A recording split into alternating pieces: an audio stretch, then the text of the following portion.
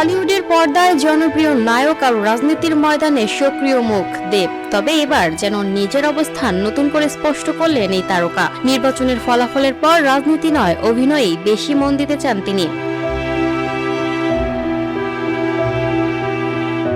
রাজ্যে রাজনৈতিক পালাবদল, হার মানতে হয়েছে তৃণমূল কংগ্রেসকে। দলের সাংসদ হয়েও এই পরিবর্তনকে স্বাগত জানিয়েছেন দেব। তার দাবি, এরই মধ্যে দিয়ে বদলাবে টলিউডের পরিবেশ। বাংলা চলচ্চিত্র জগৎ নিয়ে দীর্ঘদিনের ক্ষোভ তার। অভিযোগ, রাজনীতি ঢুকে পড়েছিল কাজের জায়গায়। প্রযোজকদের উপর চাপ, শিল্পীদের ব্যান, সব মিলিয়ে দম বন্ধ পরিস্থিতি। কিন্তু দেবের দাবি, তিনি কখনো সেই রাজনীতির অংশ হননি, বরং বিপরীত পথে হেঁটেছেন। যখন একের পর এক শিল্পী কাজ হারিয়েছেন, তখন তাদের সঙ্গেই কাজ করেছেন দেব। মিঠুন চক্রবর্তী থেকে রূপা গঙ্গোপাধ্যায়, রুদ্রনীল ঘোষ, সোহিনী সরকার, এমনকি অনির্বাণ ভট্টাচার্য সবাই তার সিনেমায় জায়গা পেয়েছেন। তবে এই জয় তার কাছে সম্পূর্ণ আনন্দের নয়। ব্যক্তিগত জীবনে এসেছে বড় ধাক্কা, প্রিয় পোষ্যের আকস্মিক মৃত্যু, একই দিনে রাজনৈতিক পরাজয়, সব মিলিয়ে এক অদ্ভুত সময়ের সাক্ষী দেব। রাজনৈতিক গুঞ্জনও কম নয়, তিনি নাকি যোগ দিতে পারেন ভারতীয় জনতা পার্টিতে। তবে রাজনীতি না করলে আমার চলবে না, এটা ঠিক নয়, স্পষ্ট জবাবের মধ্য দিয়ে নিজের অবস্থানের জানান দিয়েছেন তিনি। আগামী দিনে কি তবে পুরোপুরি অভিনয়ে মন দেবেন? এই উত্তর দিয়ে সেটাই তার আসল জায়গা বলে জানিয়েছেন দেব।